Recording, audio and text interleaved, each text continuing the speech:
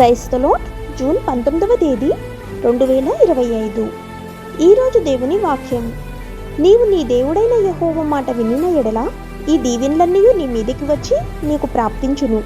ద్వితీయోపదేశకాండం 28వ అధ్యాయం 2వ వచనం. ప్రియమైన సహోదరి సహోదరులారా, దేవుడు ఇచ్చు దీవెనలు షరతులతో ఉండును. ఒక వ్యక్తి తనకి ఇష్టం వచ్చినట్లు జీవించి కేవలం దీవెనల కోసం దేవుని దగ్గరకు వచ్చినచో అట్టి వ్యక్తి నిరుత్సాహంతో తిరిగి వెళ్ళును. ఈ లోకంలో క్రీస్తు యేసు ప్రభువును అంగీకరించని అనేక మంది ధనవంతులుగా ఉన్నారు. అప్పుడు మన దేవుడు అసమర్థుడా? అలా అనరాదు. మనకి దేవుడు ఇచ్చు ఆశీర్వాదములు లోకంలో ఉండు ధనము కాదు, కానీ ఆయన ఆత్మీయ ధనమును, ఆయనతో సహవాసమును మనకు లభించును.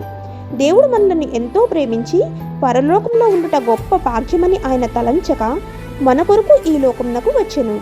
ఆయన ధనవంతుడుగా ఈ లోకంలో బ్రతకలేదు, కానీ గుణములో ఆయన అందరికన్నా గొప్పవాడుగా మాదిరి చూపాడు.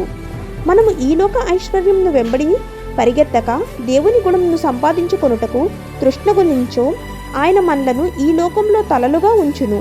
కాబట్టి ఆయన న్యాయ విధులను మనము జాగ్రత్తగా పాటించి క్రీస్తు వలె మనము కూడా ఉందుముగాక. ఆమేన్. God bless you.